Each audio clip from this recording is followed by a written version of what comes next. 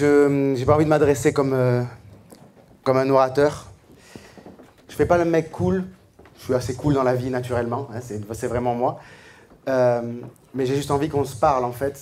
Le message qu'a apporté Michel est déjà très intense. Il y a un vrai appel, il y a une vraie urgence. Tous les messages sont intenses et il y a toujours un appel, il y a toujours une urgence. Mais là, on sent bien que les chants, que les messages, c'est le son de ma propre voix, ça fait bizarre, j'ai pas l'habitude. Que les messages là, on rentre dans quelque chose qui, en entonnoir un peu, hein, de plus en plus étroit.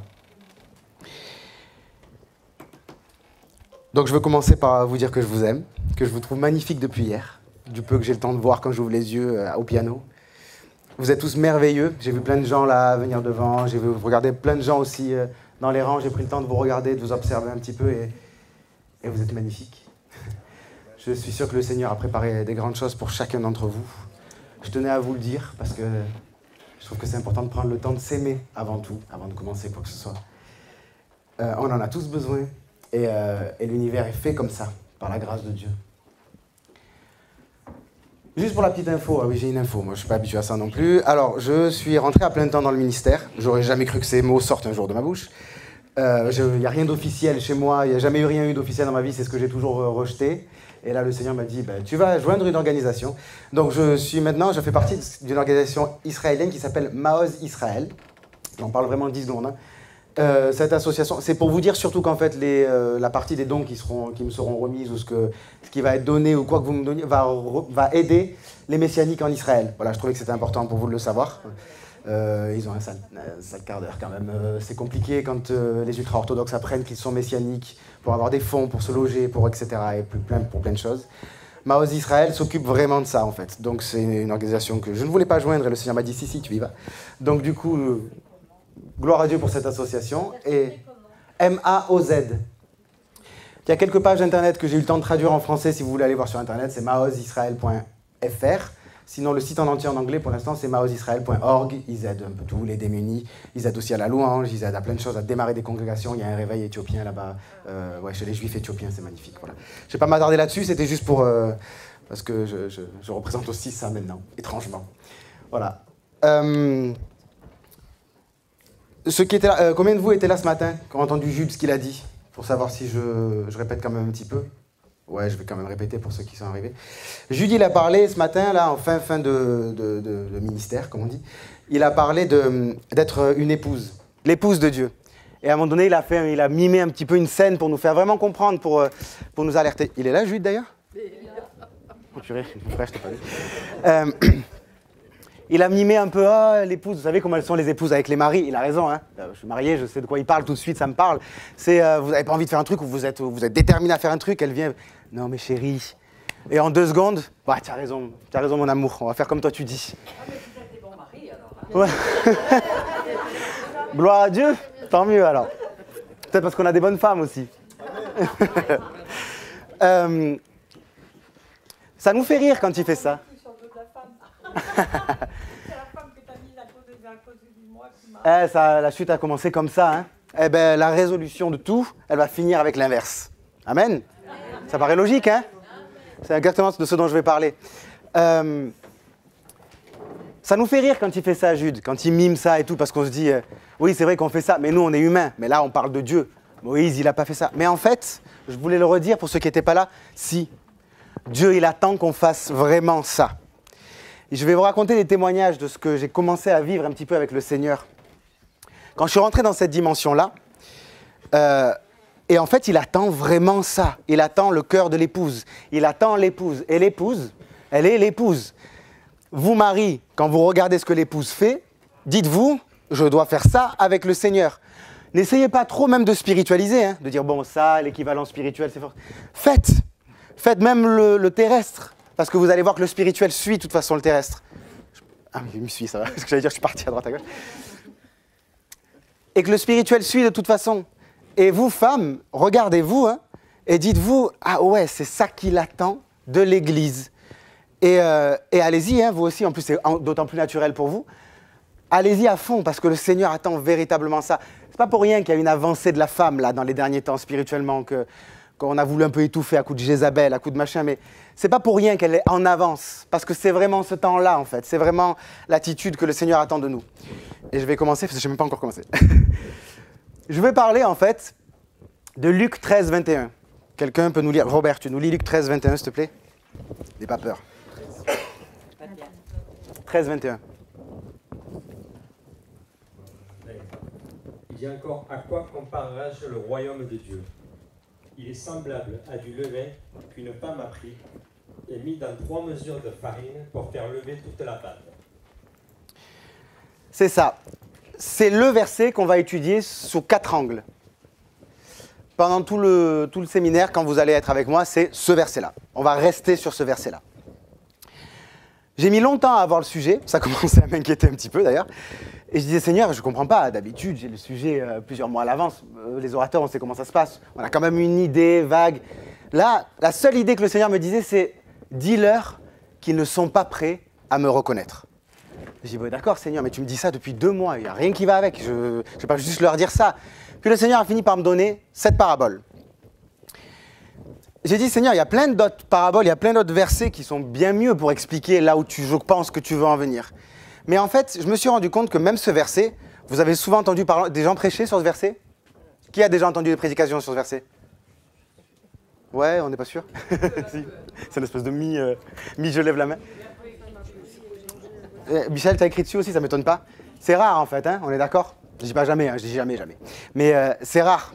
Et en fait, c'est un peu le thème, je crois, de ce séminaire, même quand j'ai entendu ce que Michel a dit hier, ce que j'entends de ce que dit Jude ce matin.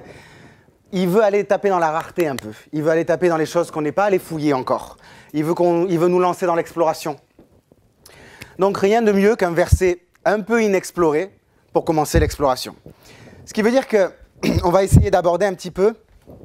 Je vais commencer un peu théologique aujourd'hui, un peu avec des racines hébraïques, mais je ne vais pas faire ça longtemps. En fait, j'aimerais aussi vous parler de science, j'aimerais pour vous parler de cuisine, j'aimerais vous parler de tout, en fait. Ouais. Déjà, on va aborder plusieurs des étapes de ce verset-là. On va se demander qu'est-ce que c'est le levain. Là, on va en parler aujourd'hui. C'est quoi le levain? Pourquoi le royaume est semblable à du levain? Comme Michel hier l'a fait avec la perle. Le royaume est semblable à une perle, un marchand de perles. Bah, si le Seigneur il dit ça, c'est qu'il faut aller chercher là. Il y a quelque chose. Bah, le levain. Or, le levain, il a un peu mauvaise presse chez les chrétiens, finalement. Donc, on va aller voir un peu, on va dépioter un peu tout ça. Une femme, pourquoi une femme? Le Seigneur aurait pu dire du levain que quelqu'un. Non, il a désigné une femme. C'est une femme qui fait ça. Qu'elle a pris et caché. C'est bizarre ça aussi. Qu'elle a pris et mis. Non, elle a caché, elle a mélangé, elle a caché dans 3 mesures. Pourquoi 3? De farine, pour faire lever toute la pâte, ou jusqu'à ce que toute la pâte soit levée. Aujourd'hui, c'est le levain. Demain, on verra les 3 mesures avec, je crois, ensuite c'est la femme. Et ensuite, on verra l'ensemble, pourquoi ça fait lever toute la pâte. Aujourd'hui, c'est le levain. Qui a déjà fait du levain chez lui? Moi, je m'en sers beaucoup, mais... Ouais. On s'en sert, mais qui en a déjà fait? Je sais comment faire. Ouais, on va en parler d'ailleurs. Je vais vous donner la recette. Donc la dame, elle en a déjà fait. Comment on en fait? Allez, dites-moi. Comment vous faites? On met de la farine et Et qu'est-ce qui se passe? ça finit par monter. Voilà, on fait de la farine, de l'eau et on attend. Ben déjà, moi, j'appelle ça un miracle. Hein. Oui, il n'y a pas de vin. Oh, de la bière. Pour tout. Le vin, tout le système de fermentation. Oh, je vous ai dit, hein, ça va être messianique et des racines hébraïques, mais ça va être universel. On va parler de science, de cuisine, de tout. Parce que c'est ce que faisait Yeshua hein, à l'époque. Là, il parlait du levain, mais aujourd'hui, vous avez vu, hein, le levain pour nous, c'est le petit sachet avec des granulés qu'on met dans la pâte pour faire du pain. Ouais. C'est quoi le levain? On ne sait même plus. On ne sait même plus comment ça se fait. On ne sait même plus le faire. Ils en consommaient absolument tous les jours. Le levain, pour eux, c'est un truc quotidien. Pour nous, c'est le péché. Bah, c'est quoi le levain? C'est le péché. Voilà ce qu'on répond en tant que chrétien. C'est ce qu'on nous a appris à répondre pendant 2000 ans. Le royaume de Dieu est semblable à du péché. Vous trouvez ça logique, vous? Donc il y a un souci quand même. On a perdu une dimension là. Vous voyez? Non mais, vous êtes d'accord? Ne me laissez pas tout seul. J'ai l'habitude qu'il y ait du répondant chez moi parce que je n'ai pas l'habitude de cette configuration-là. Le levain, donc, ça va beaucoup plus loin. Le royaume de Dieu est semblable à du levain. Waouh! Alors, moi, pendant le confinement, Je voulais manger du pain, et du coup, j'en ai fait du levain. Et comme j'ai dit, j'ai trouvé ça miraculeux. Je me suis dit, mais c'est si simple à faire, c'est de la farine, de l'eau, on laisse ça tout seul, on en remet un peu chaque jour, et à la fin, il se produit un truc. Il y a la vie. D'un coup, ça fait des bulles, il y a des trucs dedans qui se produisent. J'ai dit, mais c'est incroyable. J'ai dit, j'ai rien fait. J'ai mélangé de l'eau et de la farine, et à la fin, ça a créé quelque chose. Donc là, déjà, c'est le principe même de création. Vous comprenez? Il y a dans le levain le principe de création qui se fait d'elle-même. Je n'ai quasiment rien fait et j'ai produit la vie. Je dis la vie parce que les bactéries, pour nous, bon, ben, on ne le voit pas à l'œil, donc ça n'existe pas, mais Dieu voit tout, lui. Il voit l'infiniment grand, il voit l'infiniment petit, et toutes les levures, parce que ce sont le nom des bactéries auxquelles on fait référence quand il s'agit de levain ou de fermentation, même du vin ou autre. Les levures, c'est des milliards et des milliards de petits êtres vivants qui travaillent et qui font des trucs dans la farine et l'eau. C'est incroyable, hein? C'est un univers entier. Il y a plus de monde dans mon levain qu'en France. Non mais... Ouais, c'est ouf, hein? C'est un truc malade. Et je me disais, mais... Je regardais le levain et je recommençais à réfléchir. Je me disais, mais c'est incroyable, j'ai produit un univers, là. Ouais. Eh bien oui, effectivement, déjà... Regardez, on n'a pas commencé l'étude. Déjà, on se dit, ah ben oui, le royaume de Dieu est semblable à du levain. Vous voyez? Ça devient tout de suite logique. Il faut le regarder vivre, il faut le regarder faire, il faut l'expérimenter. Ce qu'on disait avec le frère. Ah, du levain. J'ai remarqué aussi un autre truc. Donc là, déjà, j'ai remarqué ça. Ensuite, j'ai remarqué un autre truc. J'ai remarqué que ma femme et moi, on a voulu faire du levain. Et comme toujours, ma femme et moi, on veut faire chacun de son côté parce qu'on veut expérimenter le truc tout seul, mais ensemble. Donc du coup, elle a fait son levain, j'ai fait le mien. Elle a pris la farine du même paquet que moi, l'eau de la même bouteille que moi, elle a suivi la même recette sur l'ordinateur que moi, et on a eu deux levains complètement différents. Pas la même texture, pas le même goût, pas la même fermentation, il n'a pas levé au même moment, c'était totalement différent. Donc ça veut dire que non seulement j'avais produit un univers, mais qu'il était attaché à ce que je suis. C'est moi qui l'ai fait, il a répondu à ce que je suis, j'ai créé quelque chose qui a comme à mon image. Vous comprenez? C'était unique. Si j'avais voulu faire celui de ma femme, je ne pouvais pas. Elle a créé son monde, j'ai créé le mien. Donc déjà là, quand le Seigneur leur parle, le royaume de Dieu est semblable à du levain, il leur parle de ce qu'ils sont en train de faire vivre chez eux. Du monde, de l'univers qu'ils produisent. D'accord? On est déjà là dans une pensée du Saint-Esprit qui vit en nous et qui est la puissance de vie et qui produit un univers en dehors de nous, qui jaillit de nous. Il y a quelque chose. Mais cet univers, toujours, il nous ressemble. Parce que le Seigneur n'écrase pas notre identité, il la révèle pleinement. On est tous uniques, on est tous différents. C'est le principe même du Saint-Esprit. C'est un principe universel. Donc là, déjà, je commençais à me dire, bon, le levain, c'est le péché, là, ça commence à être loin derrière moi, là. En fait, le levain, pour moi, là, j'ai presque l'impression que c'est le Saint-Esprit. Là, d'un coup, devant mes yeux, il se produit un truc de fou. Je comprends qu'en fait, le levain, c'est comme un amas dans lequel, finalement, la vie se fait, et ça jaillit quelque chose. J'y voyais les dons de l'esprit, j'y voyais tout ce qu'on est. Et en plus, avec le levain, on produit du pain, le pain qui descend du ciel. Il y a tout qui me parlait, là. Avec le levain qui est à l'intérieur de toi, le Saint-Esprit qui bouillonne, qui est en activité de bactéries célestes, d'anges. En fait, c'est pareil, infiniment grand, infiniment petit, il se passe les mêmes choses.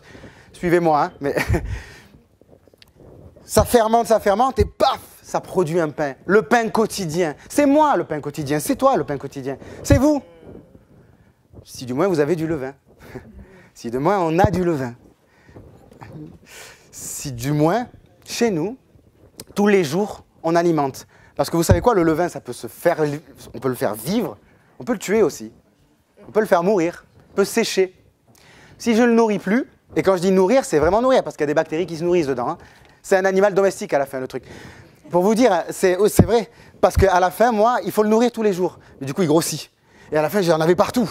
J'avais pas le temps de faire du pain, parce que c'est très long, le pain au levain. Ça met 2 jours pour se faire. Et je disais à Thérèse, non mais là, il faut en jeter, je peux plus, ça déborde de levain de partout. Ben oui, le levain, il te rattrape. Le levain, il te pousse à l'activité, il te pousse au travail. Le Saint-Esprit, lui, tu te rends compte que si toi, tu es prêt, lui, il déborde déjà. Et Paul, il a dit, il faut déborder tout le temps. En fait, tous les jours, tu devrais être en train de faire du pain. Et moi, j'étais là, mais j'ai trop d'activités dans ma vie, j'ai pas le temps de faire du pain. Mais le Seigneur, il me parlait au travers de ces choses. Il me faisait comprendre, tu as trop de divertissements, tu as trop de milliards d'activités, tu as trop de choses qui viennent polluer ton levain, et ton levain est gâché, tu es obligé de le jeter à la poubelle. Tu jettes le Saint-Esprit à la poubelle. Vous voyez ce que je veux dire? Autre chose que j'ai remarqué, que j'ai appris, ouais, on suit, hein, c'est que le levain, à l'époque, il n'était pas fait à partir de rien. Alors nous, quand on veut le démarrer, on prend de la farine et de l'eau, comme la dame, là, j'ai fait pareil. Mais en fait, ce qu'il faisait à l'époque, c'est que quand il faisait une pâte, il prélevait un morceau de pâte et il le laissait fermenter. Et ensuite, ça faisait le levain qu'il réutilisait, qu'il nourrissait, qu'il réutilisait pour faire du pain. Donc il y a un principe de reste qui est prélevé pour rebâtir un monde. Waouh! On en a parlé hier, hein? Ah ouais, pour ceux qui étaient par là, pardon. Michel, elle a parlé de ça. Elle a parlé du reste qui doit être retiré.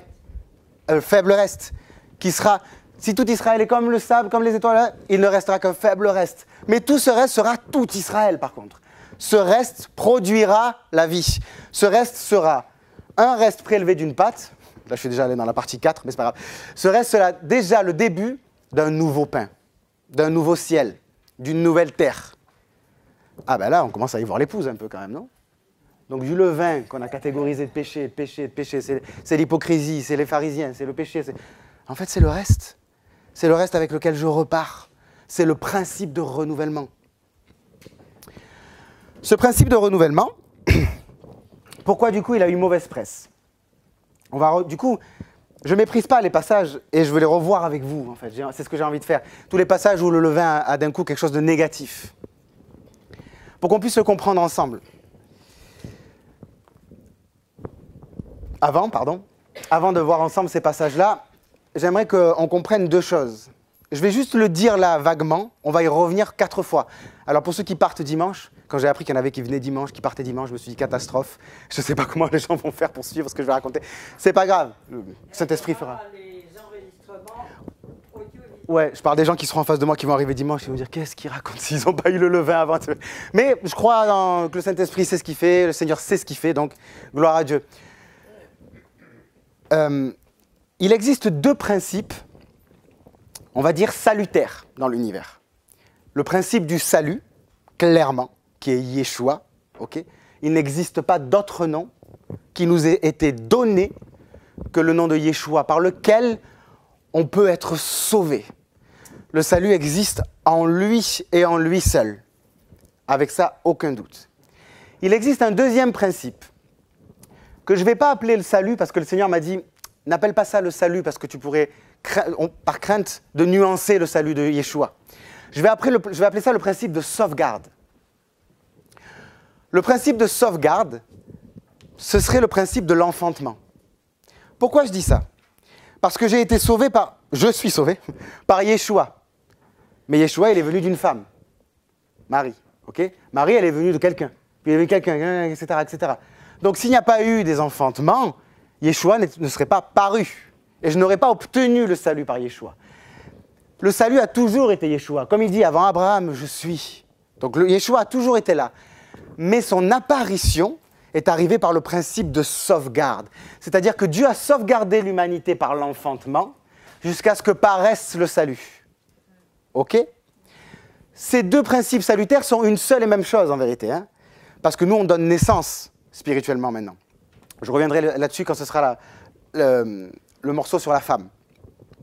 Je voulais simplement que vous gardiez ça en tête, parce que ce principe de sauvegarde est aussi un principe de renouvellement. Et là, tout de suite, ça nous parle. Parce que qu'est-ce qu'un reste, si ce n'est un enfant? C'est-à-dire que quelque chose a été pris de l'homme, il a été donné à la femme, et d'un couple est sorti un reste, qui lui donnera à nouveau la vie, qui est tout un univers encore, qui est la vie. Véronique, vous savez, Jude, vous le savez encore mieux que moi. C'est toute la vie encore tout à nous. Vous avez créé un être. C'est ce que dit Ève la première fois. J'ai fait un homme. Vous imaginez le miracle. Elle a produit un humain. Pour nous, bon, on est au courant déjà. Mais regardons-le comme si c'était la première fois. Regardons comme le levain, comme on venait de faire. Vous avez vu, je vous ai expliqué le principe du levain. Vous avez trouvé ça ultra spirituel d'un coup. Le principe de l'enfantement. C'est incroyable. C'est produire un être humain qui a une histoire, une destinée, qui a peut-être changé le monde. Ça a été le cas pour Marie. Hein. Elle a produit the être humain là, en question. Quoi. Donc ce principe de sauvegarde, il est hyper puissant. Il n'est pas aussi puissant que le salut, parce que si on enfantait à toujours sans que Jésus ne vienne jamais, ça aurait servi à rien. Donc Yeshua rend la sauvegarde utile, mais la sauvegarde est très puissante. Elle a elle a quelque chose de fondamental. Merci Seigneur, c'est ça que je cherchais. Ce principe-là, du reste, de l'enfantement, de je prends un petit reste et je reproduis un monde, bah, tout de suite ça fait penser à Noé. On est d'accord? Sur toute la planète, un tout petit reste, et il a rebâti un monde et rebâti une humanité. C'est exactement le même principe. C'est le principe du levain. Et ce qui est incroyable avec la parole de Dieu, avec les lettres hébraïques et avec tout ce qu'on aime, c'est que ça match. C'est-à-dire que si vous allez dans Genèse 7, 23, qui peut me lire Genèse 7, 23, s'il vous plaît? Tout être qui était sur la face de la terre fut exterminé, depuis l'homme jusqu'au bétail, aux reptiles et aux oiseaux du ciel. Ils furent exterminés de la terre. Il ne resta que Noé et ceux qui étaient avec lui dans l'arche. Il ne resta. C'est la première occurrence. Tout le monde commande occurrence. Occurrence, ça veut dire la première fois qu'un mot apparaît quelque part. Je sais que pas tout le monde a l'habitude de ce mot, mais c'est la première occurrence du mot resta. Moi, j'aime bien les premières occurrences, c'est-à-dire la première fois qu'un mot apparaît dans la parole de Dieu, même si probablement ce mot a été utilisé par les hommes bien avant, mais c'est comme si la parole me disait, là, j'ai eu besoin de ce mot. J'ai eu besoin que ce mot apparaisse. Il y avait un contexte qui a fait apparaître ce mot. Et là, on voit la première occurrence du mot « il resta ». Et ça s'écrit, je ne sais pas si vous allez voir, je vais essayer d'écrire très gros. Je ne vous mets pas les voyelles exprès, ok? Mais ça se prononce « sha'ar ». Okay, bon, je vous mets les voyelles, allez. Je ne suis pas vache. Sha'ar, ok? Et maintenant, je vais vous écrire comment on dit levain en hébreu. Je vais réécrire en noir, allez. C'est parce que tu n'as pas de papier sur ton truc. Je vais un peu loin. Exactement de la même manière. Mais ça se prononce, c'est or. Parce que ce n'est pas les mêmes voyelles. Mais vous savez qu'en hébreu, les voyelles, elles ont été rajoutées. C'est les consonnes qui comptent. Donc en fait,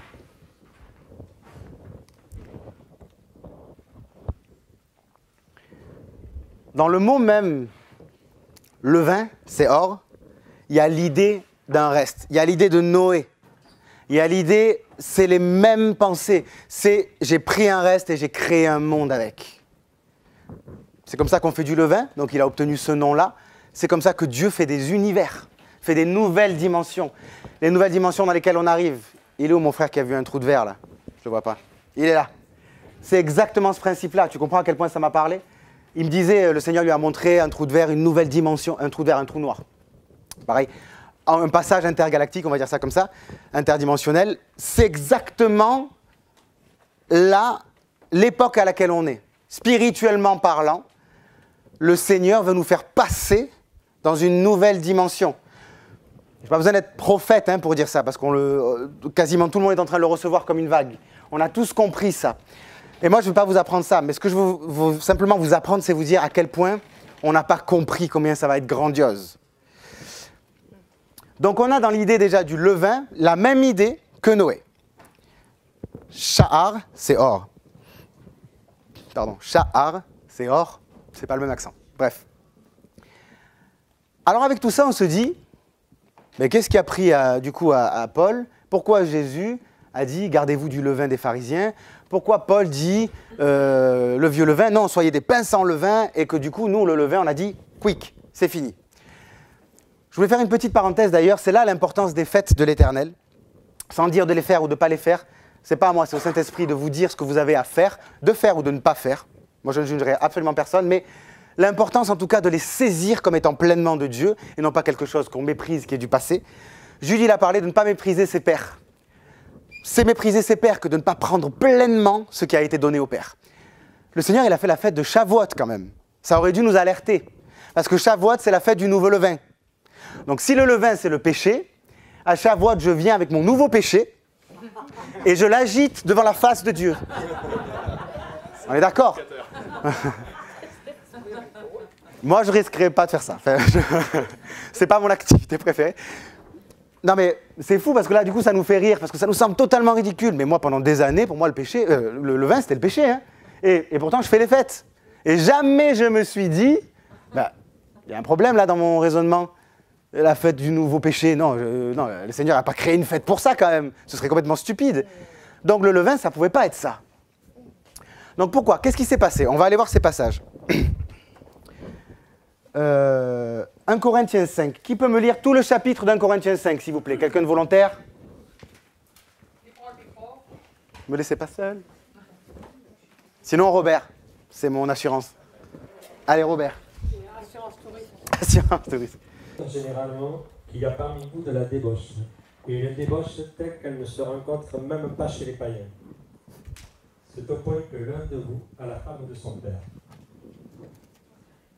Et vous êtes empli d'orgueil, et vous n'avez pas été plus tôt dans l'affliction, afin que celui qui a commis cet acte soit ôté du milieu de vous. Pour moi, absent de corps, et présent d'esprit, j'ai déjà jugé, comme si j'étais présent, celui qui a commis un tel acte. Au nom du Seigneur Jésus, vous et mon esprit étant assemblés avec la puissance de notre Seigneur Jésus, qu'un tel homme soit livré à Satan pour la destruction de la chair, afin que l'esprit soit sauvé au jour du Seigneur Jésus. Amen. C'est bien à tort que vous vous glorifiez. Ne savez-vous pas qu'un peu de levain fait lever toute la pâte? Faites disparaître le vieux levain, afin que vous soyez une pâte nouvelle, puisque vous êtes sans levain, car Christ notre Pâque a été immolé. Célébrons donc la fête, non avec du vieux levain, non avec un levain de malice et de méchanceté, mais avec les pains sans levain, de la pureté et de la vérité. Amen. Je vous ai écrit dans ma lettre... Robert? C'est bon, merci. Ouais, je pensais qu'il s'arrêtait avant. Déjà, on va être un peu plus humble devant le levain et on va lui laisser le bénéfice du doute, du coup, après tout ce qu'on a vu. Et on va se dire, bon, il ne parle pas de n'importe quel levain, là. Même s'il parle des pains sans levain, on y viendra plus tard. Mais déjà, il parle du vieux levain. Et oui, parce qu'il y a une fête. Il y a une fête où tu détruis ton levain. Quand j'ai fait du levain, moi aussi, je regarde la dame qui en a fait avec moi, parce qu'on se comprend, du coup, il y a une connexion.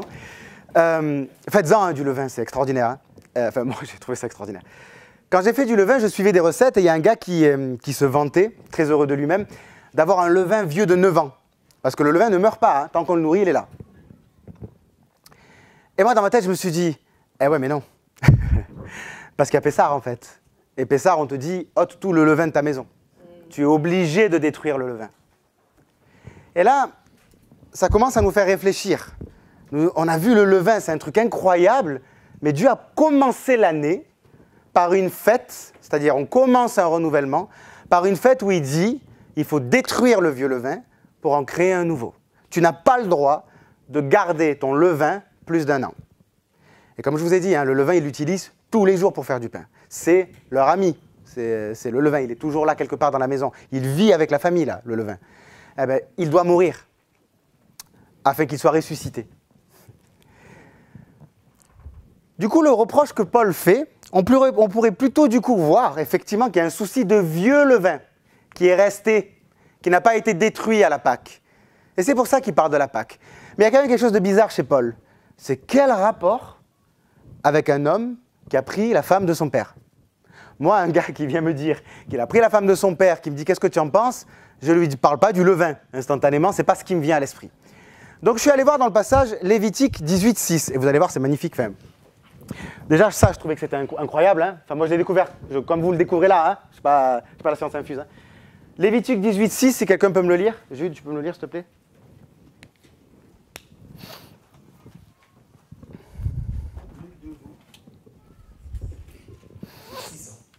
Ouais, le 6.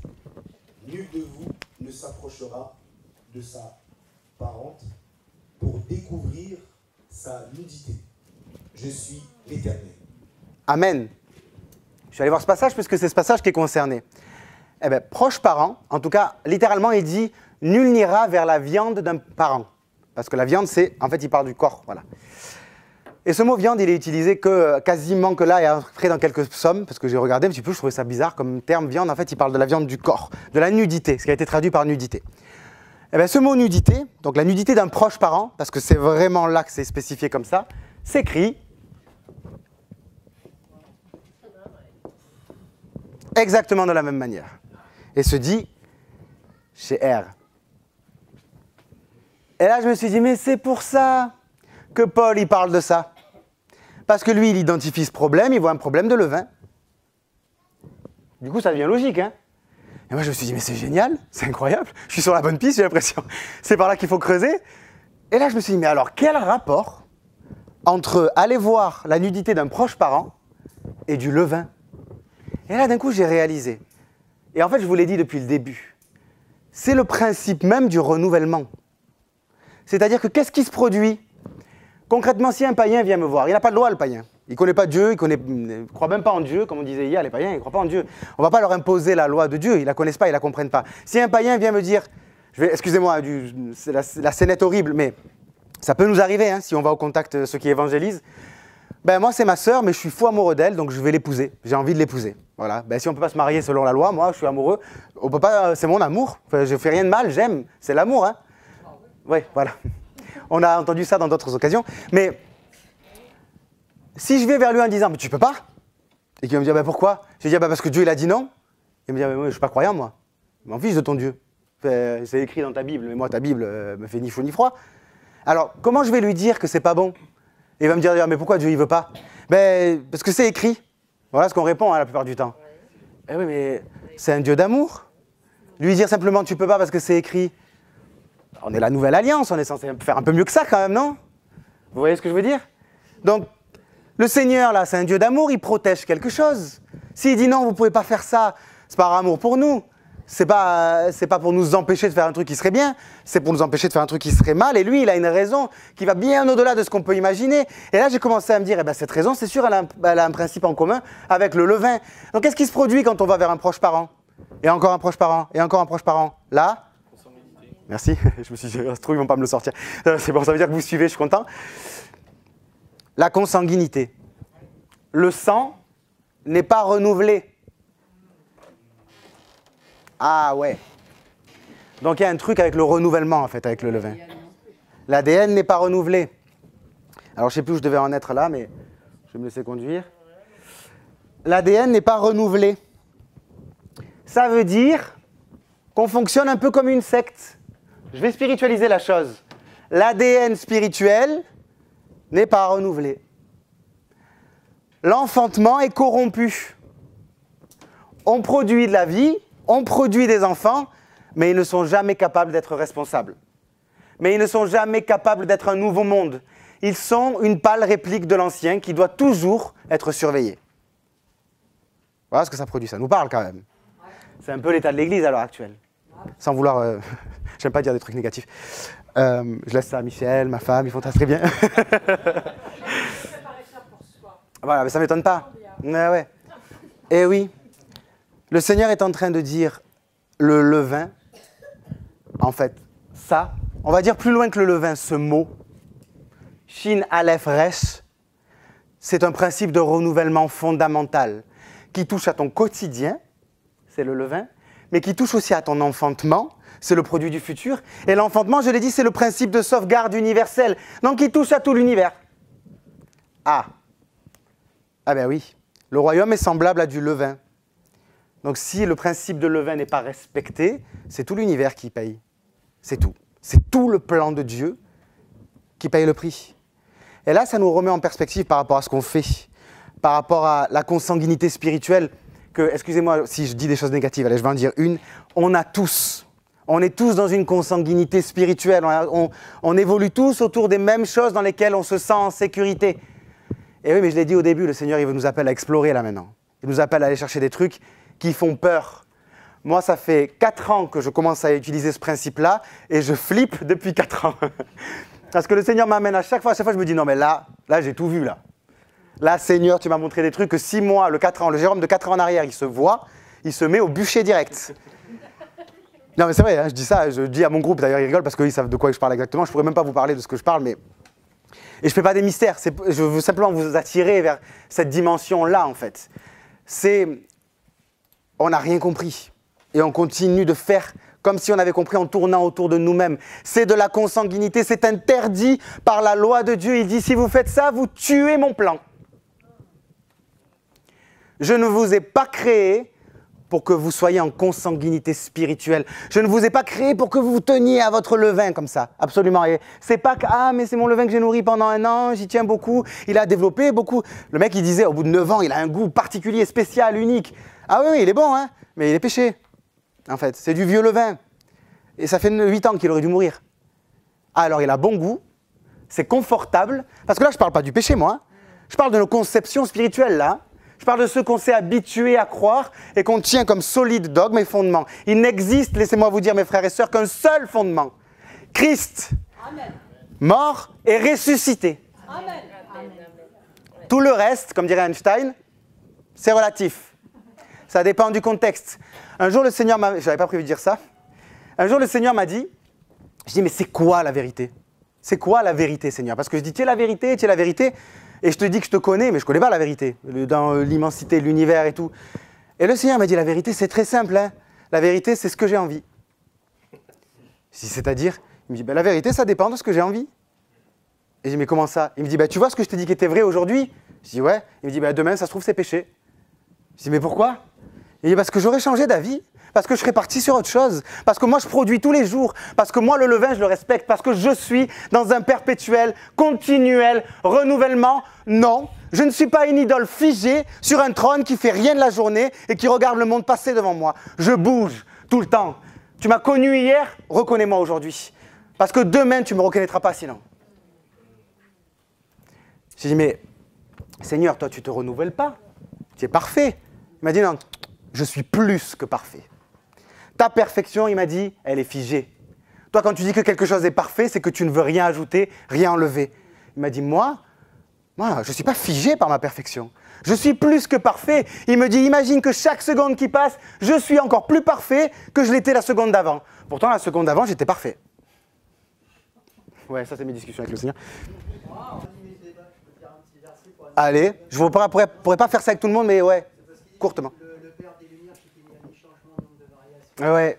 Et oui, c'est ce qui me figeait, moi. C'est ce qui me bloquait. J'ai dit, mais... Et c'est ce que j'ai répondu. Non, tu n'as ni changement, ni nombre de variation. Il m'a dit, arrête de croire que tu sais. Arrête. J'ai dit, oui, mais ça veut dire quoi alors? Il m'a dit, ça veut dire que continuellement, ça n'a pas de variation. Ça, je ne bouge pas. Je suis sans variation, continuellement en train de bouger. Ça, c'est sûr. Il est fort, hein?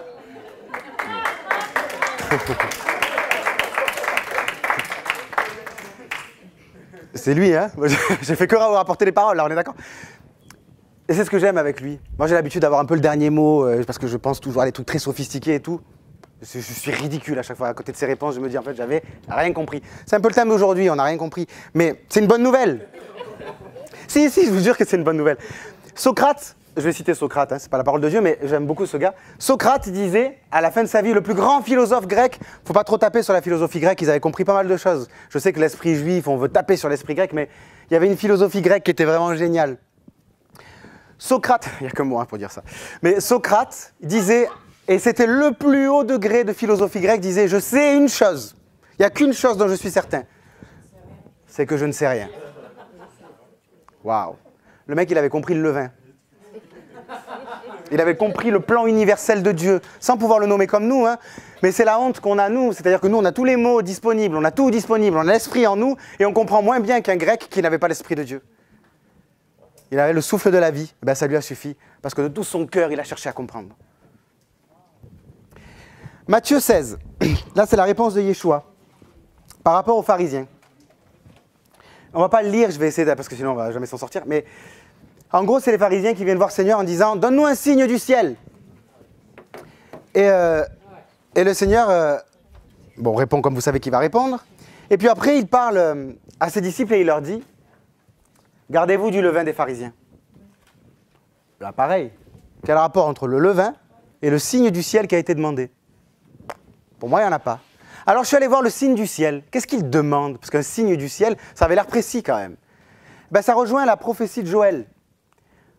De la Pentecôte, c'est-à-dire Shavuot, c'est-à-dire la fête du nouveau levain. Vous commencez à comprendre là? Donc il leur dit, fais-nous arriver la fête du nouveau levain, fais descendre la Pentecôte. Eux, ils ne comprennent pas ce qu'ils racontent. Hein. C'est tout le problème, hein. C'est l'avertissement d'aujourd'hui. C'est qu'ils manipulent des concepts sans comprendre. Alors Jésus se retourne vers ses disciples et il leur dit, gardez-vous de ce levain-là. Celui qui appelle le levain de demain, mais qui en fait ne veut pas se débarrasser du levain d'aujourd'hui. Celui qui dit qu'il veut se renouveler, qui manipule des concepts de renouvellement, mais qui lui-même est consanguin spirituellement. C'est pas une insulte, hein, j'espère que vous avez compris. Il y a quelque chose de corrompu, spirituellement. Vous comprenez maintenant pourquoi il répond ça? C'est fou en fait, c'est très précis. En fait, on ne se rend pas compte, mais c'est toujours ultra, méga précis dans ce qui est dit, dans ce qui est demandé, même les choses des pharisiens. Je ne sais même pas s'ils réalisaient, peut-être, hein, peut-être qu'ils en savaient plus que ce que j'imagine, mais peut-être qu'ils ne réalisaient même pas ce qu'ils demandaient. Et pourtant, Jésus leur faisait la grâce de répondre malgré tout précisément à leur attente. En leur laissant quand même une ouverture, une main tendue, en leur faisant comprendre ce que vous demandez, vous ne le voulez pas. Et vous ne me comprenez même pas ce que vous demandez. Il a déjà dit ça, d'ailleurs. Oui. Il y a un autre moment où Jésus dit « Gardez-vous du levain des pharisiens ». Et les disciples pensent que c'est un rapport avec le miracle qui vient d'être accompli, c'est-à-dire la multiplication des pains. Il leur dit « Gardez-vous du levain des pharisiens ». Et eux, ils disent « Ah là là, c'est parce qu'on a oublié de prendre des pains avant de partir ». Ouais, ça nous fait sourire à nous. Mais là, on voit les disciples qui sont sous le même levain, en fait, le même vieux levain. C'est-à-dire que Yeshua, qui vient de multiplier des pains, leur dit « Gardez-vous du levain des pharisiens ». Eux, ils s'imaginent qu'ils auraient dû prendre des pains pour partir. Pourquoi tu avais peur d'en manquer? Ils viennent d'en multiplier des milliers. Pourquoi tu penses qu'il t'avertit sur le fait que, attention, pensez à prendre du pain, sinon on risque d'avoir faim sur la route? Vous comprenez? Mais pourquoi ils ont pensé ça? Non mais, ça nous fait rire, mais c'est nous, hein. C'est nous actuellement. Pourquoi ils pensaient ça? Parce qu'ils voyaient Jésus comme un autre prophète. Ils n'ont pas compris. Élisée, il avait multiplié les pains aussi. Élie, il a multiplié de la farine. C'est extraordinaire, mais ce n'est pas non plus une nouveauté pour eux. Ce n'est pas quelque chose de nouveau. Et juste après, Jésus, il leur dit, mais qu'est-ce qu'on dit de moi? Que tu es Élie, que tu es Jean-Baptiste, que tu es... Et vous, qu'est-ce que vous dites que je suis? Et c'est pour ça qu'il leur demande ça. Il a compris, en fait. Il a compris qu'il le regarde encore sous le filtre du vieux levain. Il le regarde encore avec une conception du Messie de leur propre tête, de ce qu'ils avaient appris à penser que le Messie allait être. Ils n'ont pas accueilli pleinement la gloire qui paraissait sous leurs yeux, qui était en train de se déployer là, à cet instant. Non, ils voyaient un prophète. C'est glorieux, un prophète, hein? Vous comprenez? Mais ce n'est pas aussi excellent que ce qui était sous leurs yeux. Si vous avez compris où je veux en venir, et j'espère parce que je ne sais plus où je dois aller,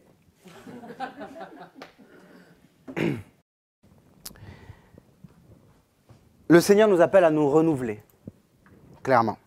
Je pense que là, vous avez tous compris. Le renouvellement est nécessaire, fondamentalement. Quand j'ai commencé, moi, à prier sans le savoir pour le renouvellement, j'ai commencé à vivre des choses qui me dépassaient spirituellement. Où tous les jours, j'étais obligé d'aller voir ma femme en lui disant « C'est biblique, ça ?» Moi, alors que je suis censé être l'enseignant du groupe dans lequel je suis. Hein.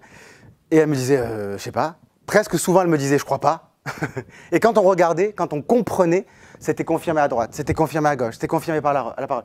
Et j'ai avancé en terrain inconnu. Et j'ai avancé à tel point que ma femme, elle commençait à me dire « Mais là, tu es sûr de toi, là ?»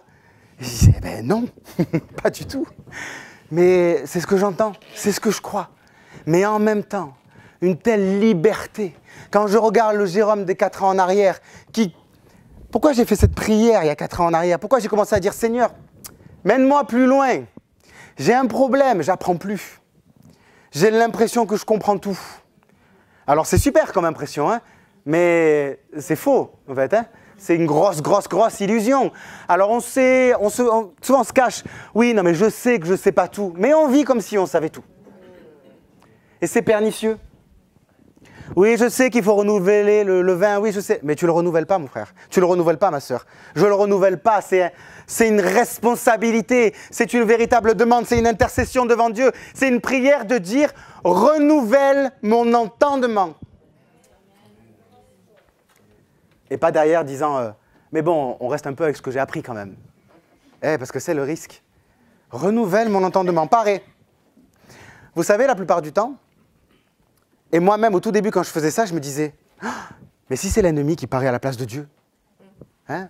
Si je dis que, ouais, tu vois, cette menace un peu. Et souvent les gens te disent, mais tu es sûr que c'était Dieu? J'ai vécu ça plein de fois. Eh ben, je vous promets qu'à partir du moment où j'ai pris le plus de risques en faisant ça dans ma vie, c'était le moment où j'étais le plus convaincu. Il pouvait venir qui me dire, mais tu es sûr? Je me suis dit, ah purée, bonne question, je ne m'étais même pas posé la question en fait. Parce que je suis convaincu.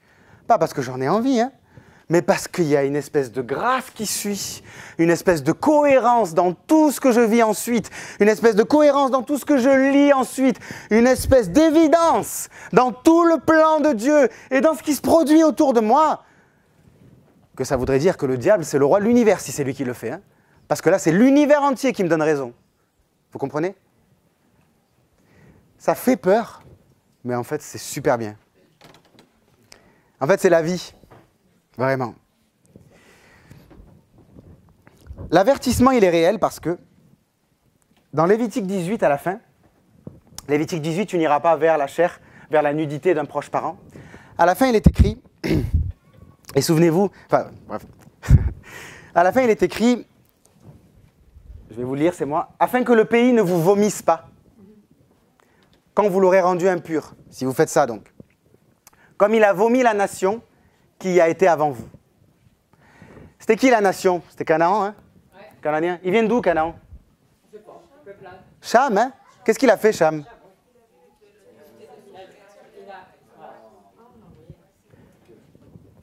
Peu de temps après ça, qu'on a lu, Shahar, le reste a été corrompu à nouveau. Ils ont été vomis. C'est fou, hein? Mais ce qui est dangereux pour nous, c'est que la terre promise, c'est un peu l'endroit du millénium. Vous voyez ce que je veux dire? Donc ça veut dire que le millénium ne supporte pas qu'on ne renouvelle pas notre entendement. Il le vomit. Parce que comme je l'ai expliqué, le principe de renouvellement, c'est le principe d'enfantement, c'est le principe de la vie, c'est le principe de la sauvegarde. C'est-à-dire que le millénium et la Nouvelle Jérusalem existent en prenant essence dans ce principe-là. Donc, porter atteinte à ce principe fait que la Nouvelle Jérusalem te dit « ben alors je suis obligé de te vomir, sinon je n'existe plus. » C'est ou toi ou moi. Et ça, c'est l'avertissement qui nous est donné à nous. Si vous ne voulez pas être vomi du millénium, si vous ne voulez pas être vomi de la prochaine dimension, je vous conseille, et je nous conseille, parce que moi en premier, parce que je l'ai fait il y a 4 ans, mais 4 ans, vous avez vu, c'est 4 fois déjà que j'aurais dû le refaire. Je vous conseille en fait de le faire même tous les jours. Tous les jours, vous vous levez en disant « Je veux redécouvrir Christ. Hier, c'était bien, mais tu as fait aujourd'hui pour que ce soit mieux. Hier, c'était génial, c'était parfait. Aujourd'hui, ce sera plus que parfait. Et demain, ce sera plus que parfait. Parce qu'il n'y a que dans cette progression d'excellence que vient le millénium. C'est que comme ça que se prépare l'épouse. Elle en a parlé hier, Michel. Le Seigneur est très exigeant. Je suis d'accord, hein, totalement. Mais ce n'est pas juste que le Seigneur est exigeant, c'est qu'il y a des principes à l'œuvre. Il y a un principe de renouvellement, un principe actif que le Seigneur a mis dans le monde. Faire autrement est contre nature. Faire autrement est contre millénium. Faire autrement est contre plan de Dieu.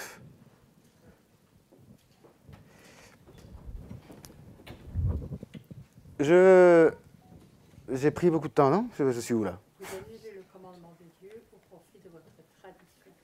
Exactement, c'est ce vieux levain-là en fait. Ouais. Elle disait, vous annulez le plan de Dieu au profit de votre tradition. C'est ça. Les traditions viennent de bonnes choses, hein, vous comprenez? C'est pour ça qu'il faut se détacher de l'idée de c'est le péché. Donc bon, ben, je sais, le péché, je le tiens hop, le péché et moi, on lutte, machin, etc.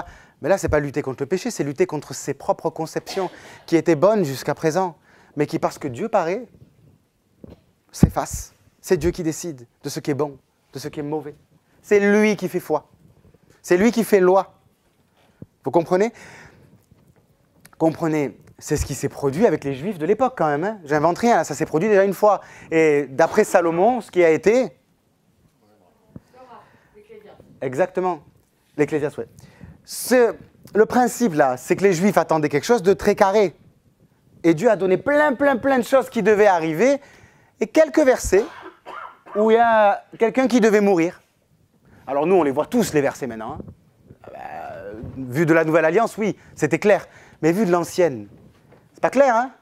C'était pas forcément la révélation la première à laquelle il s'attendait. Même Jean-Baptiste, qui avait le plus haut degré de révélation, voici l'agneau voici l'agneau du monde. Voici l'agneau de Dieu qui ôte le péché du monde. Qui à son époque dit ça? C'est un truc de fou. Le mec, il a la plus haute révélation prophétique. Ben lui-même à la fin, il dit mais il faut en attendre un autre parce que t'as pas fait comme j'avais imaginé. Et oui. Et là, on parle de Jean-Baptiste, hein. Et ça, c'est pour nous. C'est maintenant là. C'est aujourd'hui. Et je joue pas à c'est aujourd'hui, j'aurais pu le dire il y a demi-heure, même si c'est vrai. Mais là, c'est aujourd'hui, on en est à la porte. Je veux dire clairement. Michel l'a dit. Moi, je fais pas d'eschatologie. Hein. Vous allez m'entendre des fois dire des trucs. Je m'en fiche, moi, si c'est à l'envers, si c'est à l'endroit, comment ça se passe à la fin. Je suis pas du tout intéressé par ça. Par contre, j'aime axer sur des symboles vrais qui ont un impact. Je laisse aux autres l'eschatologie qui font ça très bien. Mais là, c'est à nous que c'est adressé. C'est-à-dire, on est à la porte de la fin des temps. Et à la fin des temps, à nouveau, il va paraître quelque chose que si on n'est pas prêt à ne pas savoir, si on n'est pas prêt à être déstabilisé, si on n'est pas prêt à entendre le truc le plus horrible de l'époque, si vous buvez pas mon sang, si vous mangez pas mon corps, vous pouvez pas être sauvé. Ouais. Oh, le cannibale. Si je prends la loi de Moïse, ben là, il y a un bug. Il y a clairement un truc qui ne va pas. Alors nous, on dit, oui, mais il voulait parler. Non, mais attends. Là, il parlait de rien. Là, il a dit ça. Mais il est très capable de faire la même chose. Il est très capable de venir aujourd'hui et de vous dire un truc qui est totalement dehors de votre conception. C'est à ça qu'il faut être prêt. Oui, oui, je sais. En gros, je suis en train de vous dire qu'il faut être prêt à ne pas être prêt. Et oui, mais c'est ça. Donc être en mouvement. Être en mouvement. Les vierges sages, elles ont été prêtes à ne pas être prêtes. C'est ce qui fait qu'elles se sont dit, ben, comme on est prête, mais on n'est pas sûr de ce qu'on va trouver là-bas, on va prendre plus. Ça paraît stupide, hein? Eh bien, c'est ça la sagesse pour Dieu. C'est de dire, j'y vais avec l'espérance que je vais trouver au-delà de mon imagination. Je vais avoir besoin d'une Marie et d'un Jésus. C'est quelqu'un, s'il vous plaît. On va faire une petite scénette pour que vous compreniez quelque chose. Physiquement, il faut que ça se voit, en fait. Je ne m'abuse pas à faire des scénettes. Allez, une Marie. Non, alors une Marie qui a mal aux jambes. Une Marie. Et un Jésus. Allez, Robert. Allez, Robert. Allez.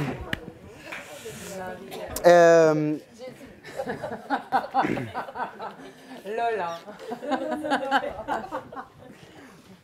Franchement, c'est rigolo quand même. Pourquoi? Non, c'est pas un hasard. C'est pas un hasard? C'est rigolo. Ah oui, d'accord. C'est rigolo. Un hasard parce qu'elle a une image d'elle complètement tordue. Ah, ben tu vas redécouvrir le Seigneur là dans cette histoire. La Marie de Wish. Pardon, de la Wish. Ah oui, d'accord, ok. Tant pis même. Jean 20, 11, 16. Moi, je vais vous dicter et vous allez mimer ce que je dis. D'accord? Alors, tu vas aller d'abord à côté de Jésus parce que tu vas aller dans cette direction. Et ouais, parce que tu vas au tombeau là en fait. Ah, tu parles de Marie Magdala. Marie Magdala, oui, excusez-moi. Ah, Ouais. tu sens mieux dedans. Ouais. Elle n'est pas satisfaite. Non, mais je peux prendre quelqu'un d'autre, hein? Ah, t'as changé. Ok?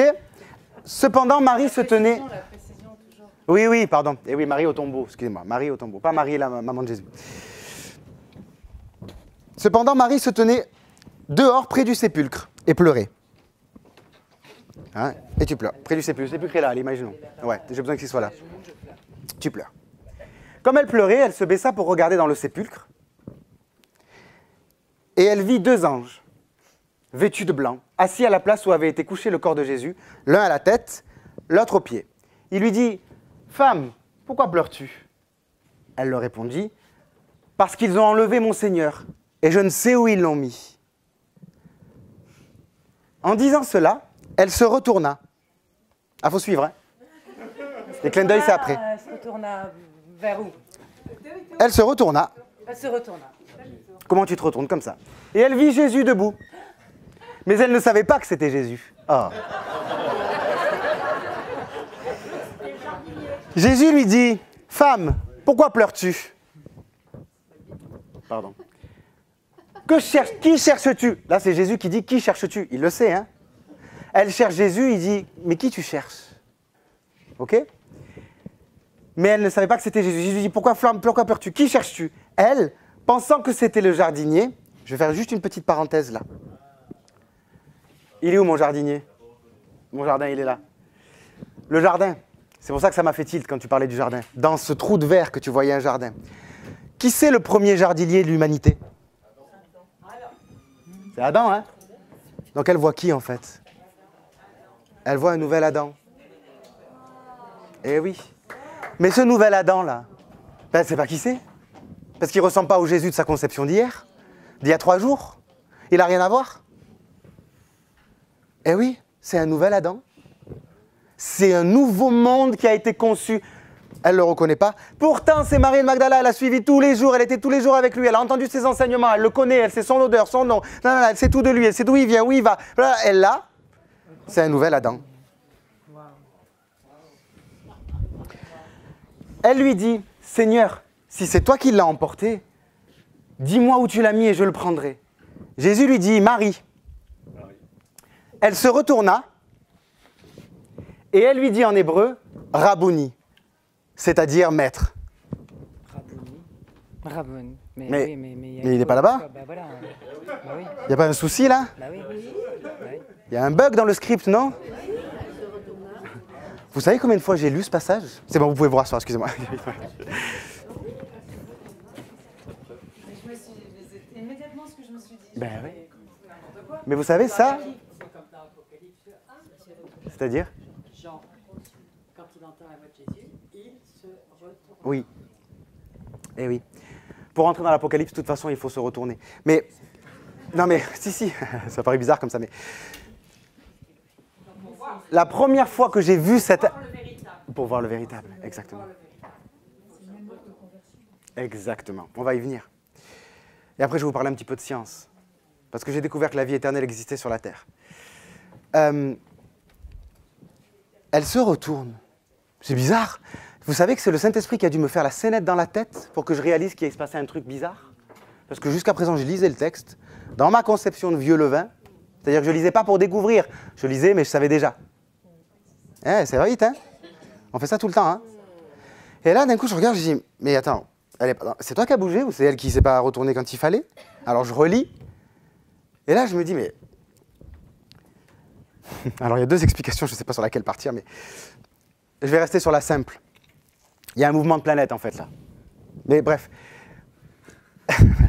Pour ceux qui ont compris.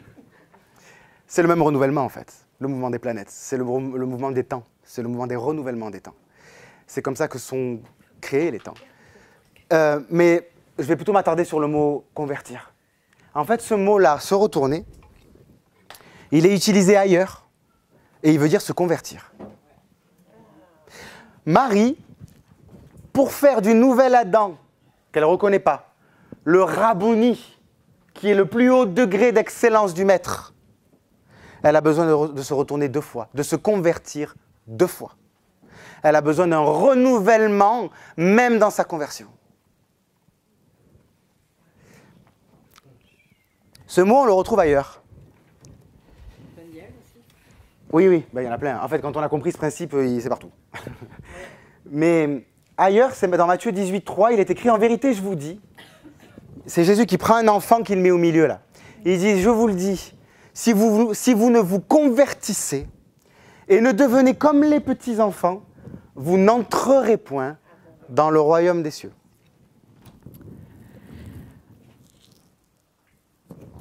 Je me suis posé la question à un moment donné, est-ce que la vie éternelle existe, Seigneur, sur la terre? Parce que tout ce que Dieu a créé, je vais lâcher le stylo, tout ce que le Seigneur a créé, c'est un morceau de lui, hein?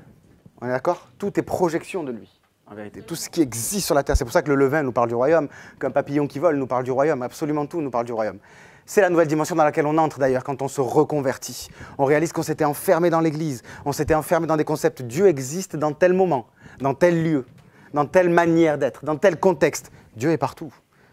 Et même dans le plancher, là, dans tous les atomes qui vibrent de tout ce qui existe, il y a Dieu. Alors j'ai dit, Seigneur, est-ce qu'il existe un animal ou quelque chose qui vit très très très très longtemps? Parce que ma réflexion, c'était de me dire, si Dieu a projeté peut-être un morceau d'éternité, de sa partie éternelle, dans un animal ou dans un truc qui existe, une matière ou quelque chose, peut-être qu'il y aura une clé pour moi pour comprendre la vie éternelle. Vous voyez, par la science, du coup. Et là, je m'attendais à trouver des animaux qui durent très longtemps. Les premiers qui me viennent en tête, moi, c'était la tortue. Je vais tomber sur la tortue, je sais que j'en ai entendu parler, etc. Vous savez l'animal qui vit le plus longtemps sur Terre? Quelqu'un est au courant ici? C'est une méduse. Elle s'appelle, je vais vous donner, c'est extraordinaire, je suis obligé de vous donner ça, Turritopsis dorni. Je ne vous dis pas comment ça s'écrit parce que c'est presque de l'hébreu. Cette petite méduse qui tient dans la main, vous savez combien de temps elle vit? Tout le temps. Elle ne meurt pas.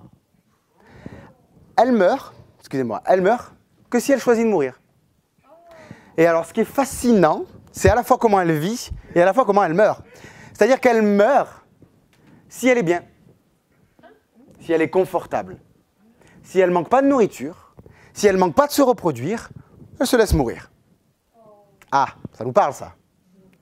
Si je suis confortable, si mes conceptions de Dieu me vont que je peux rester là, ben je meurs.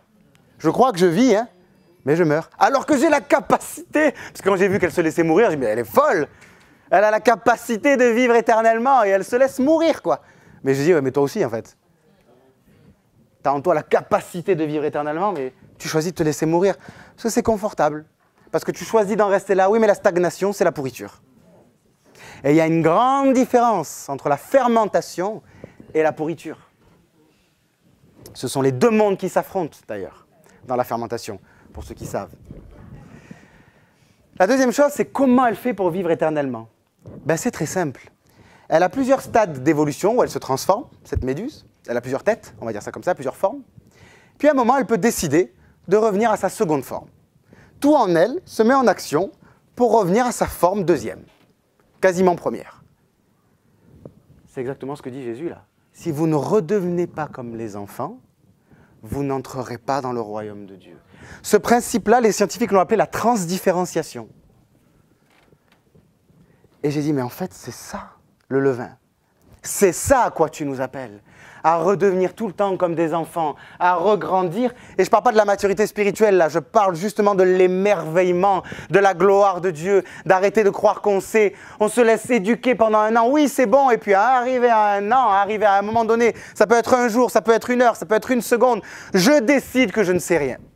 Rien d'autre que Christ mort et Christ ressuscité. Et je revis. Et je repars à l'enfance. Je vous promets, parce que je l'ai vécu, ça marche. Il se passe un truc de fou quand on fait ça. On renaît, on touche l'éternité. L'éternité qu'arrivé à un moment donné, on peut laisser pourrir à nouveau. Et on repart pour un nouveau cycle. Le royaume de Dieu est semblable à ça. Le royaume de Dieu, j'ai envie de dire, s'identifie à ça. Parce que le royaume de Dieu est identifié par ça. Laissez-moi vous dire, comme un mystère, mais comme une vérité fondamentale, le royaume de Dieu se renouvelle chaque instant. Il ne se laisse jamais pourrir. Je voulais faire un appel, alors je ne sais pas comment je vais faire l'homme orchestre en faisant l'appel, tout en étant au piano, tout en, je ne sais pas, Jules, tu peux m'aider. Mais j'avais vraiment envie, si vous avez envie de redémarrer à zéro, moi j'en ai envie, là je me suis donné envie tout seul, mais ça a marché au moins pour moi. J'ai demandé à Jules si ça marchait aussi à 81 ans. Oui, bien sûr. Surtout que toi, c'est prévu en plus. C'est programmé. Toi, tu as une rajeunissement programmé. Il y a obsolescence programmée, toi, c'est l'inverse.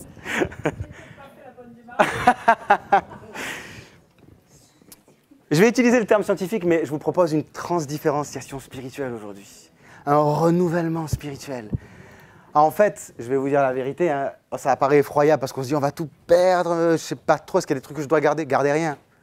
Il y a un principe de vie qui est incroyable dans le royaume de Dieu, c'est que ce qui doit vivre ressuscite. Yeshua l'a prouvé. C'était vrai déjà hein, dans toute la parole de Dieu, mais Yeshua en a été la preuve même. Celui qui doit vivre, même mis à mort, ressuscitera.